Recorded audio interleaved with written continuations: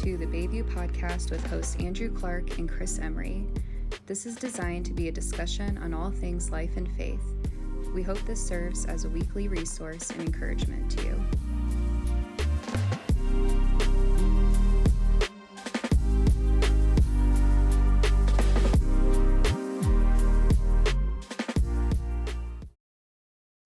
What's going on, Bayview? It's your host, Andrew, joined as always by the host himself, Chris Emery. How are you doing? The host himself. All right. I can right. roll with that title. Just felt right. Felt good.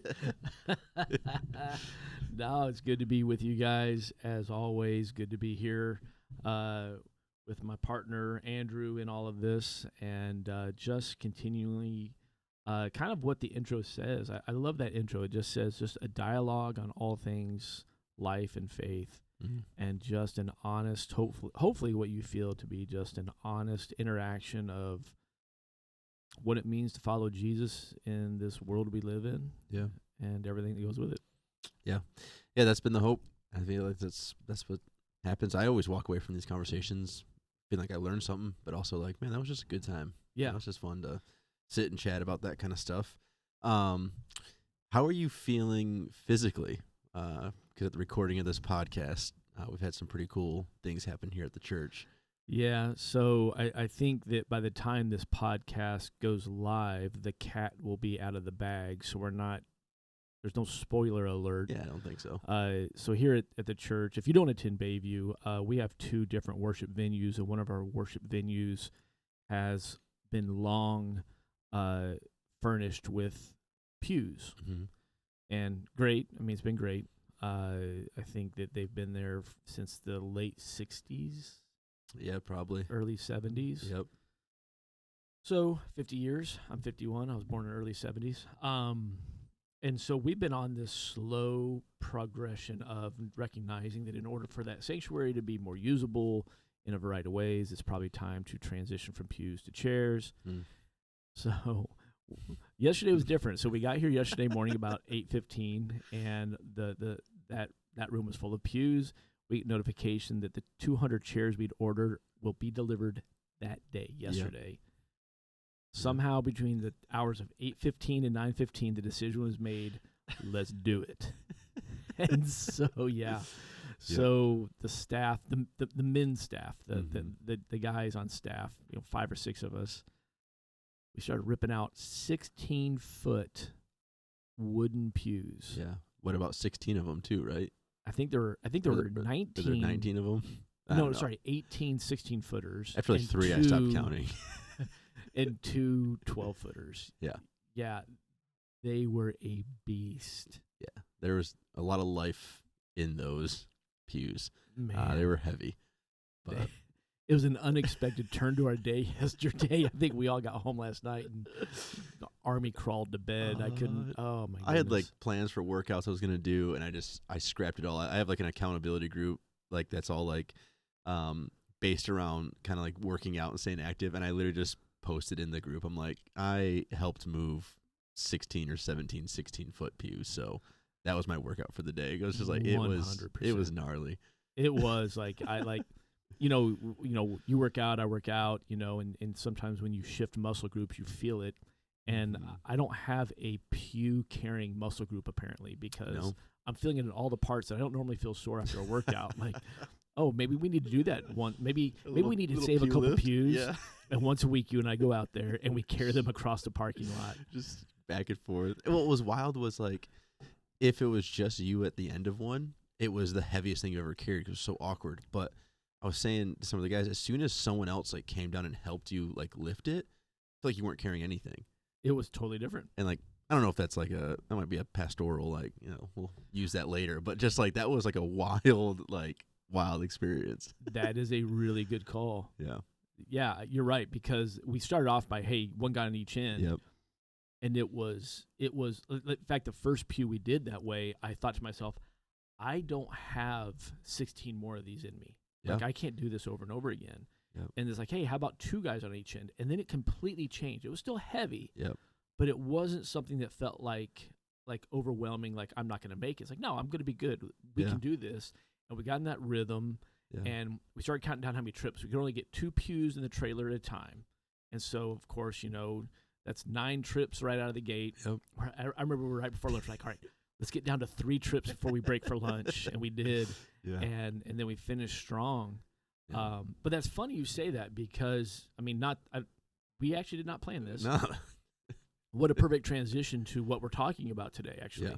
So if you've been with us, you know that we've been kind of going through just spiritual disciplines and rhythms and the things that are important to the life of a follower of Jesus.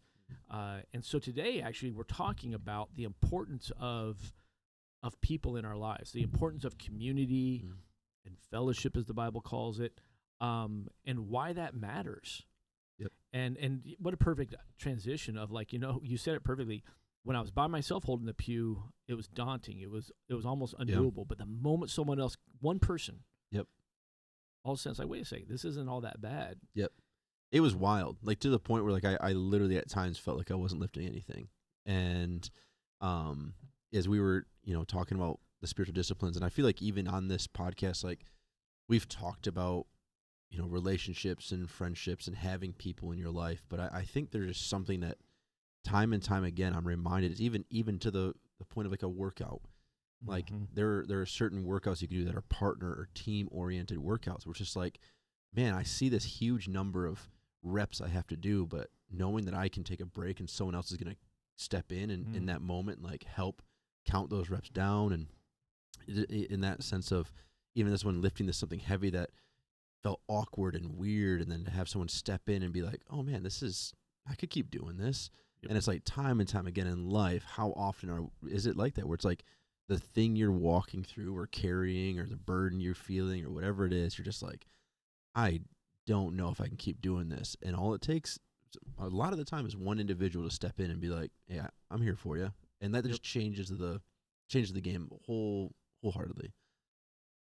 So along those same lines then, kind of the counter perspective on it then would be that why do so many people continue to try and do this alone?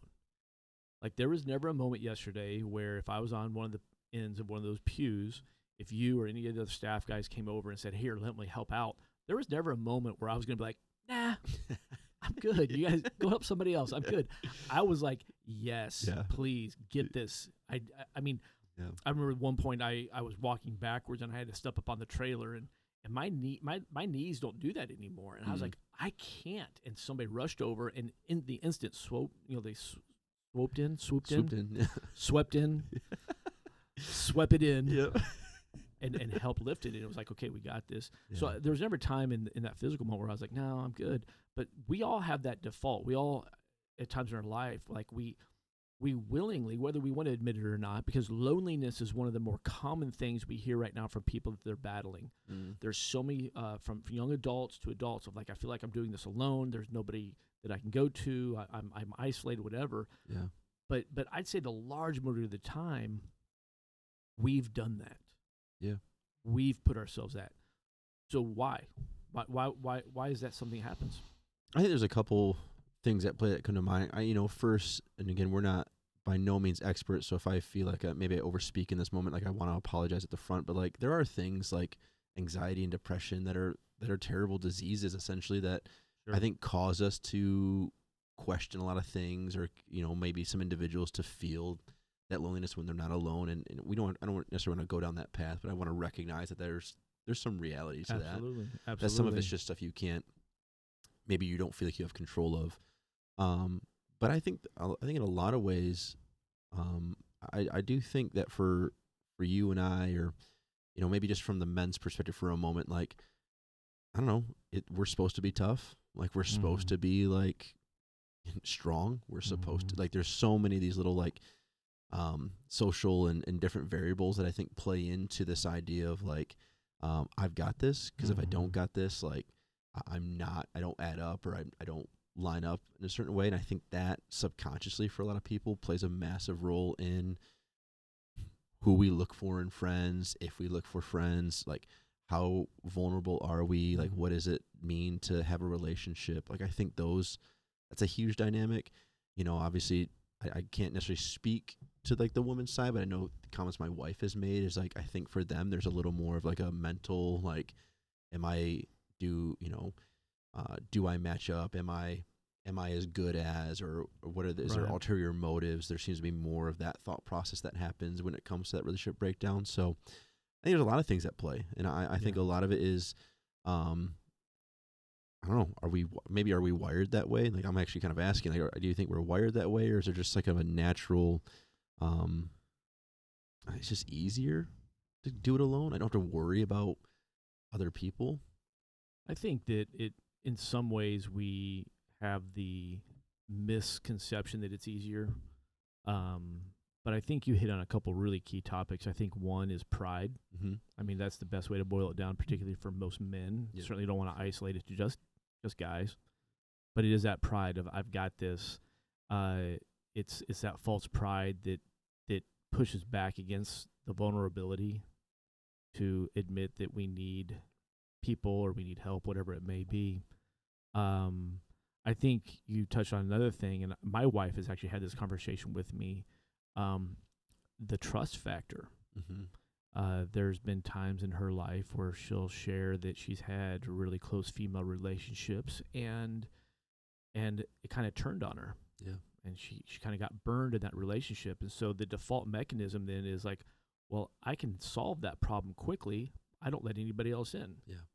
And so I know for her, that's been a kind of a journey over the last, couple decades as we've been in ministry for a long time, is like, man, can I trust this one? Yeah. Because that last one went south. Yeah. And so I think for a lot of people, it comes down to trust. Yeah. Can I Yeah. do you think that's heightened with her being a pastor's wife?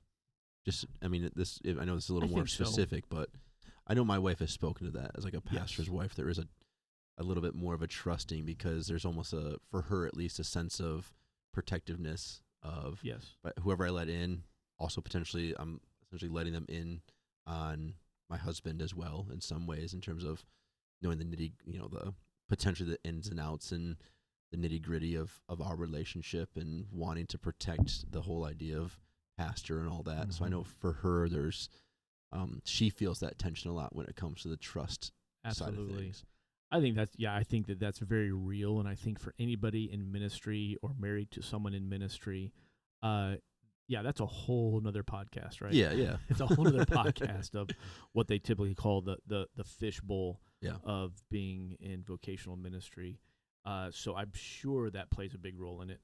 And so, I mean, that just adds to what is probably already rather common for her. So I think I think all those things, and I'm sure that, like you said, the list goes on and on. It probably has a lot to do with what's driven you into this place of loneliness. I mean, I know maybe you're listening, and maybe you're alone because you've lost a spouse. Yeah.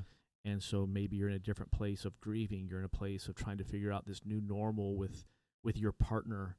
I was sitting around a campfire Sunday evening with some folks from our church, and one of the gentlemen sitting next to me lost his wife a year ago, and they'd been married 50-something years. Wow. I mean, I can't even begin to comprehend what that transition looks like to begin to do life alone. I mean, I've been married 28 years, and I don't know how I would go through that. I mean, I would make it because God would get me through it. Yeah. So, I'm sure it has a lot to do with that. Yeah. Whatever the case, I think what it comes down to oftentimes is I think Satan, he wants us alone. Mm-hmm. And I think sin drives us into isolation. Yeah.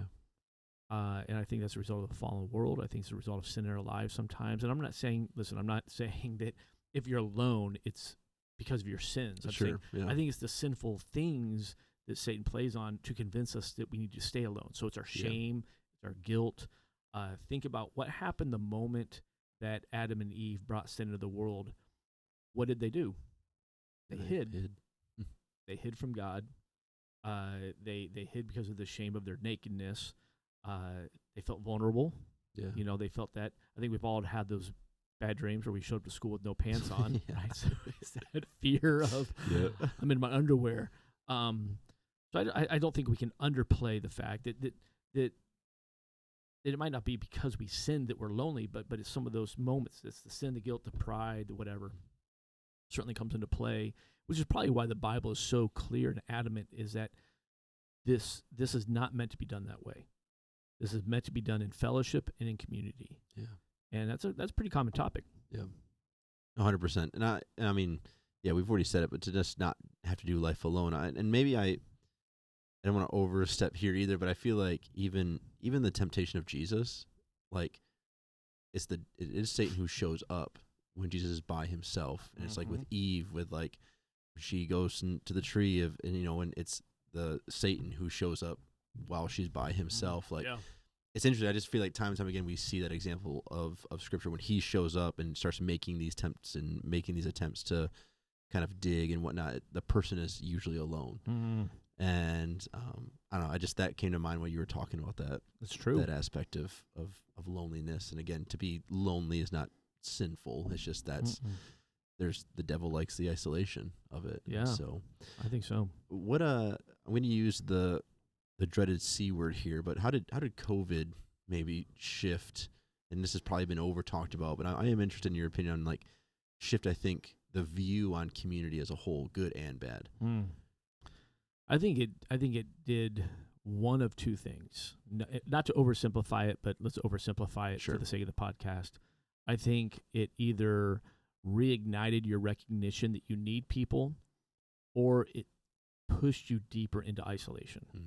Yeah. I think that there are some folks that it pushed them deeper into that hole of isolation, and that was providing the safety they craved, or the barriers or guardrails they craved. And I think they went deeper. Yeah. And I think for others, myself would be in this camp, I'm a people person. I don't want to say I'm a straight up extrovert, because I do not mind my downtime. Yeah. I don't mind that at all. In fact, I kind of need that healthy balance. Like, I could be around people a lot, but man, I need to balance it out with like just sitting and chilling, just me. Yeah, 100%. So I value both sides of that, but it certainly reminded me, like, wow, I love my community of people. I know there's a certain very churchy word, but it's a biblical word. I love the fellowship that we are created to be a part of. Yeah. I craved that. I would stop by our church campus from time to time during those few months where we were shut down, and I would just walk through, and it was so surreal and so, I don't even know the right word, just so strange to be in this building that's supposed to be full of life, full of people, full of voices and noise, and it was dark and empty and vacant. And it's like, okay, this, to me, that was oftentimes a very real example of, okay, this is not how it's supposed to go. Yeah. We're not supposed to not be here together on a Sunday to worship. We're not supposed to not be here. And so with our lives, I feel like, okay, there's a great example. It's not supposed to be done this way. It's not supposed to be. And so I think I think that's what it did. I think there are still some that even though we're 3.5 years past the big shutdown of COVID-19, I think there's some people that are still very much stuck in that place. And they were already headed there before COVID, but it just pushed them. Sure. Yeah, such a surreal feeling to basically essentially be told you couldn't be with people. I remember like thinking like how in those early days coming back to like doing things that were in kind of groups, even if there were small groups of people, how like felt like I was gonna get a spank from my mom or something like that, or grounded because I was like doing something wrong. Yeah. But I think that speaks to the foreignness of you're not supposed to be alone. Yeah. Like we're not designed to do life alone. So I guess then the word fellowship and the word community, how would you, are they separate? Are they are we talking about two different things there? It's a good question. I mean, I think we can get into semantics, and we can make it different. Sure. And maybe it is. Yeah, maybe it is. I mean, I guess oftentimes we hear the word fellowship, and maybe we think of just like the larger gathering where you're just around other people that share that bond. And I think we see that Right now, as a church, we're going through the book of Acts in relation to the message it gives to the larger church, universal. And there at the end of Acts chapter 2, it talks about that, right after Peter speaks, over 3,000, it says 3,000. So in the moment, with that number, that means that instantly there was a church of 3,125 people. Yeah. Instantly. That's pretty incredible. Nice. Yep. It's a little daunting. Like, if you're a pastor listening, you're like, that'd be great. Yeah. That's a lot. That's a big change. Peter'd have a huge Instagram following instantly, and then end up on breeches and sneakers. It'd be a mess. Yes. And then it says, people were added to their numbers daily, and that they gathered together, and they were devoted to 4 things. In fact, we just talked about this last Sunday. They were devoted to the teaching of the apostles, so devoted to the Word of God. Yep. They were devoted to the breaking of bread, which, it can go both ways. Is that the Lord's Supper? Is it just meals together? I think it's one and the same, because that was pretty common practice. They were devoted to fellowship and to prayer. So really, it's all of a sudden like, hey, here's the 4 foundational pillars of the earliest church. Yeah. Bible, food, people, prayer. Okay. That sounds pretty good to me, because I like all of those. Yep. And so I think that was fellowship. Mm. So maybe when I hear the word fellowship, I think of just the greater community that I have fellowship. You and I both have fellowship with people all over town. Yeah. From other churches. We have other pastoral leadership. We have fellowship with them. Yep. Sometimes when I hear the word community, then I think of those that are closer, maybe that next inner circle. Yeah. These are the ones I'm getting to know. Yeah. I have a community of people right around me. I would say that our church, although maybe larger than some of the churches that are out there, certainly not the largest church, but we're larger. So I mean, I can't say that everybody's part of my community, but I have that. So maybe, I don't know, that's the way my mind thinks. I don't know how that goes for you. No, that's how I think I would define it as well. When I hear fellowship, I think of time spent. I think that group can consist of people who you don't know well, just as much as people that you know really well. I think it is like the actual time, and it can be the larger group. It can just be a connection point, like something that's like, I think of to have fellowship with someone, I think is like a basic relationship, which again, a relationship can be defined as anything from an acquaintance all the way down to like the person you're married to, right? Correct, There's that correct. fine range where, I would agree that I think community, when, at least in church terms, I think when we use that word, it would be hopefully our church family. But I do think more than anything, and I think this is what you were saying, the people around you that it's actual like, no, they're more than an acquaintance. They're people who I am doing life with, right? Oh, that's my community. Like it's where I come from. That's where I live. Like I think that mentality of maybe family is a good word to use there. That's how I define it. One's kind of more, like I said, the relational, just kind of time spent, and the other one's the deeper, some vulnerability tied to it. Like this is the people who I would consider family. I think that's a wise way to look at it, and not that that's the only way, but I think we're kind of on the same page. One thing I know we work through as church leadership here at Bayview is that and this is something passed down to me from another great leader that I worked for years ago, and that is that the larger the church gets, the more time we spend breaking it back down. Yep. So the larger God chooses to grow Bayview, the more effort and time we have to spend to be intentional helping people find the smaller groups within the group. Yep. Because I don't think you can have community with hundreds of people. Sure. So how do you find your community within the fellowship, maybe? Yeah, that's a good way to put it, yeah. I like that. Maybe we should tagline that, trademark it, I don't know. Brock, get on that. Brock, jump on that for me, please. Trademark it, wrap it, cut it, done. So, and I think that probably highlights 2 different sets of needs then. Sure. So now we're talking about the need of fellowship of believers and then the need of the community that I have within my life. Yeah. And both are equally important. Yeah. So if someone came to you and said, all right, and we probably have had this question, why I can worship God on my own, I can read the Bible, I can be a Christian and not go to church, and by all means, yes, you can. Yep. I don't know why you would want to do that, but technically you can. what's important about the fellowship of believers?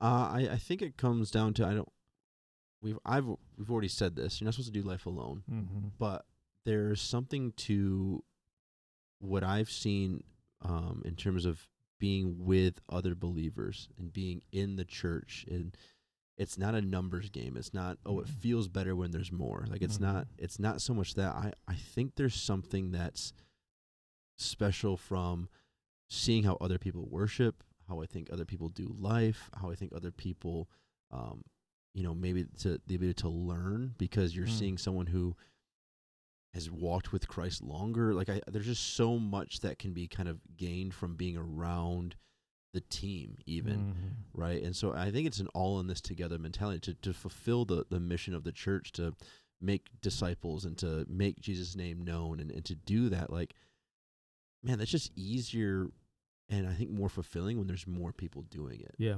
So to be in that space, I think it's beneficial not only to those around you, but I think it's beneficial to you. I think there is something to be gained, and it's weird. I don't want to speak to the consumer side of the individual, but just like I think it's time well spent. Yeah. That's how maybe that's not a biblical view, but I see it as time well spent to actually be in proximity and to be in a space where you're other people who maybe have a similar belief, but maybe they're walking it a little differently, and there's something growing and nurturing that happens in that. Yeah, I think so. It's funny you're as you're talking there, I'm thinking back a little over a year ago. I was down in Grand Rapids, and I'm walking through a mall down there. I can't remember which one.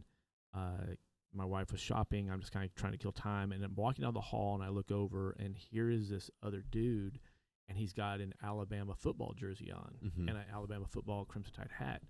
If you're listening and don't know this, I'm a huge Alabama fan. Yes, I know it's a bit of a dumpster fire this year. Back off. Yeah. We're still coming for you. Anyway, roll Tide.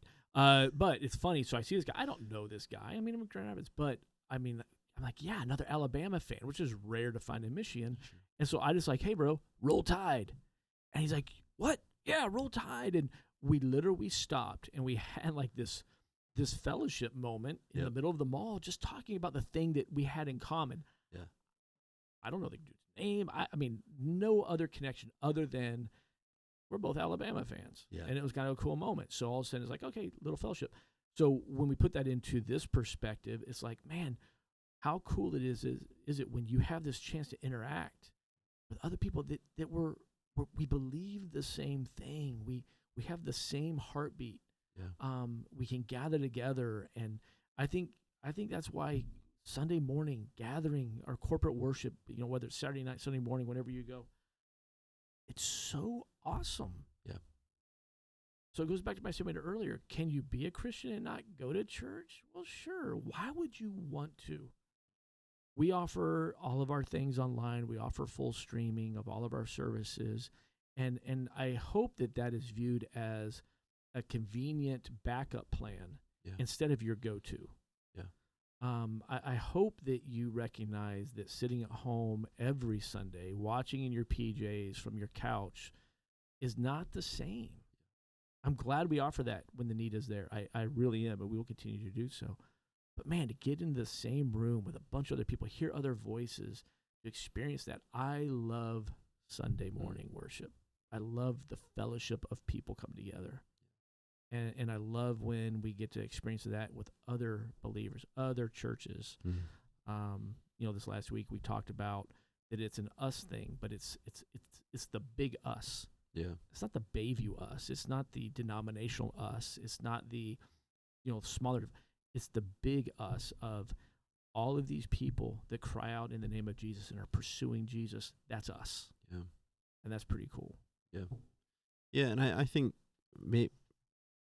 too, there's this sign of I was just kind of thinking through it, like when you know someone, it definitely changes the game when that person needs help and that person needs someone. It's like when actually there's something special putting a face to a name or a name to a face, and you can actually so then when you hear the request or you hear like there's a need necessary or there's some time that needs to be spent. It just changes. It just makes it better. Like it makes it fuller. Like and I'm reminded of, and this is maybe super nerdy, but like I've talked to you about this. Like I'm a big fantasy football fan and all that kind of stuff, and have a league that's been it's over 10 years old now, and there's guys from all over the country in it, and I was realizing the last couple of years, like I was kind of the connection point for all these guys, and as through different conversations, there's guys who've been in this league for 8, 9, 10 years who had never met each other face to face, who had never like there'd been no other content other than like text messaging each other, and yet during football season, these guys would text weekly and communicate weekly with one another, but there's never a face-to-face encounter, any of that kind of stuff. And so this past summer, like we set it up and we all got together, and people came in from downstate and all over, and they spent like a day together, and just kind of watching people meet for the first time and be like, oh, you're so-and-so, you're so like, right. And, but since then, like it's been such a different dynamic of, wow, I actually know, like, I actually feel like I could do life with that person. I know that person. That's cool. And so I just think, I'm just reminded of that, of when we come together and it's like you get a chance to be known and to be seen, and like that is just such a special, I don't know, there's something special about that just changes the interaction, it changes the buy-in, it changes the maybe the level of care. Not that we don't care for you if you're not here, like that's not true, like we definitely care, but I just think there's just, I don't know, to be in fellowship, to be in community, it just changes the game for you. I don't know, I feel like I'm rambling, but I just, there's something there's something so special about when I know I'm in trouble or I'm feeling those loneliness. Like I have a list of people I go to, and that's not just be like, oh, I have all these friends. It's just like I'm known by people. Now it's almost like going from that transition through the fellowship, you begin to find your community. Yeah. Because the community is where so much of the strength in numbers comes around. There's strength in numbers as a whole. I mean, I think that's why we all get excited when maybe an athlete or a celebrity that we look up to is very genuine and outspoken in their faith. It's like, yeah, we're part of that. Yep. So I think that's cool. But then we got a community, and of course I always go to Ecclesiastes chapter 4, and where it's just so clearly laid out. I love how blatantly clear the Bible is sometimes. Like, okay, listen, sheep, dummies. Let me give it to you straight. So just reading it real quickly to you. This is out of the NLT. It says, 2 people are better off than one, for they can help each other succeed. If one person falls, the other can reach out and help. But someone who falls alone is in real trouble. Likewise, 2 people lying close together can keep each other warm, but how can one be warm alone? A person standing alone can be attacked and defeated, but 2 can stand back to back and conquer. 3 are even better, for a triple braided cord is not easily broken. And so just in these 3 verses, there's such a great outline of like, here is the why it's important. And there's really no counter argument there. There's really nothing that I could think of where someone would be like, well, I'm going to read this, but let me tell you why 1 is better. Let me tell you why it's better when I fall and I'm alone and nobody. Let me tell you why that works out better. Or let me tell you why I like to be cold and shivering when I can have the warmth. I mean, it's like, duh. Yeah, it's right there. I know, and maybe this gets back into more of the more specific place where we live, and that is as ministers. It is difficult as pastors to have those 2 or 3. Yeah. My wife and I have been blessed over the years that we have been able to have this community, a small community around us of couples that allow us to come in and check our pastor and pastor's wives' hats at the door and just be Chris and Dory. To come in, and there's so much freedom in that. Now, through that filter, then we are able to experience what the goal of community is. So we are able to be part of a situation. So I have a text thread with our little group. We actually have 2 separate groups, and they're very similar. And either one of those groups, I could text and ask for prayer about anything. I feel complete safety sharing anything, and there are really no secrets that we hold back. And it is so encouraging. It's not scary. It's not. I don't feel overly vulnerable. I don't feel like I'm walking on this thin ice. It's the opposite. There's strength in it, and I think that's exactly what this verse is being said. So I don't know how you have found that functioning in your life. I don't know how that plays out for you.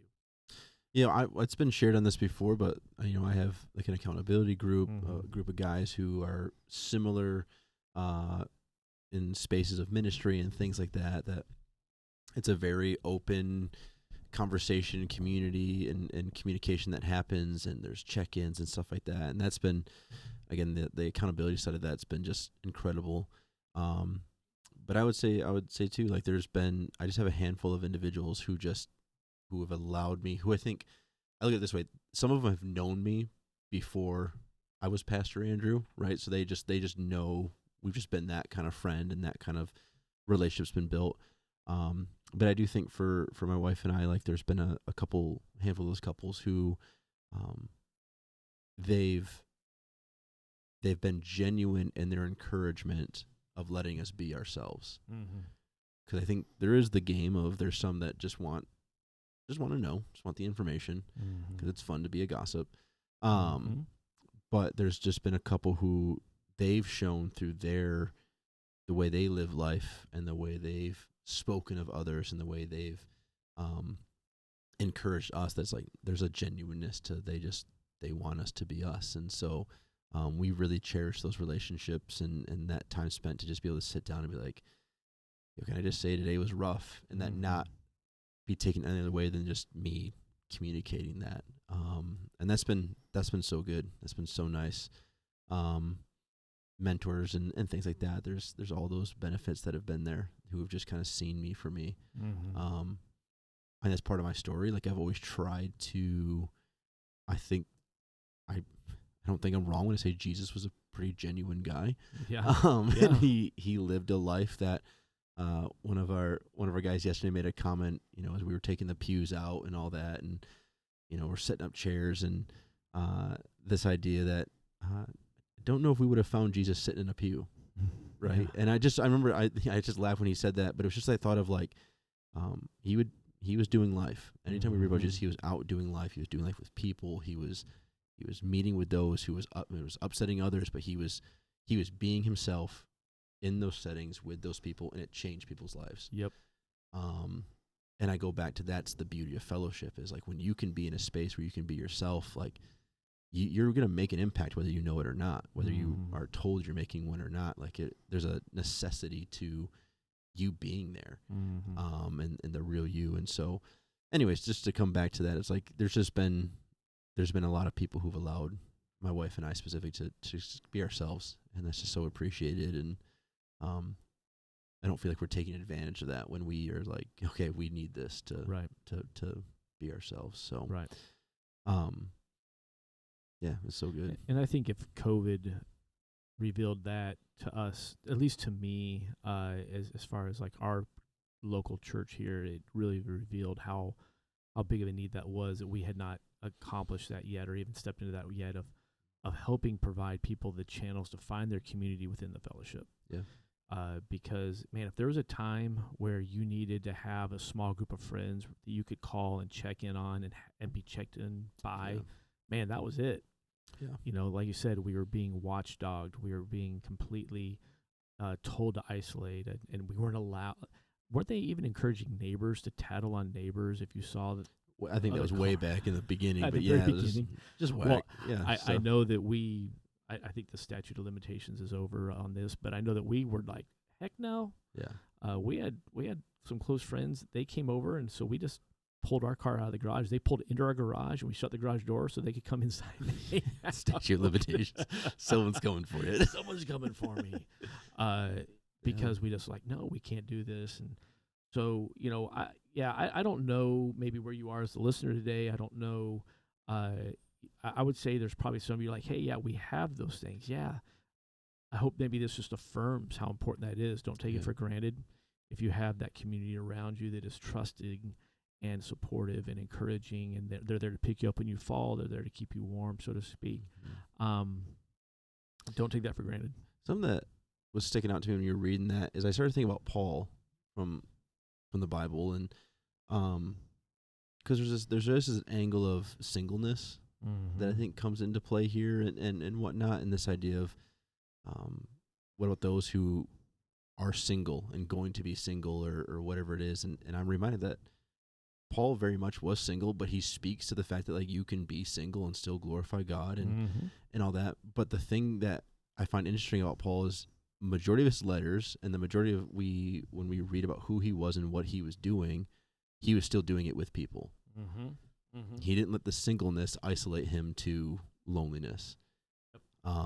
He traveled with individuals. He had, guys like Timothy and Silvanus. Like he had these people who he was connected with, and he was very much doing life in community and in fellowship with others. Very much. And so I don't know.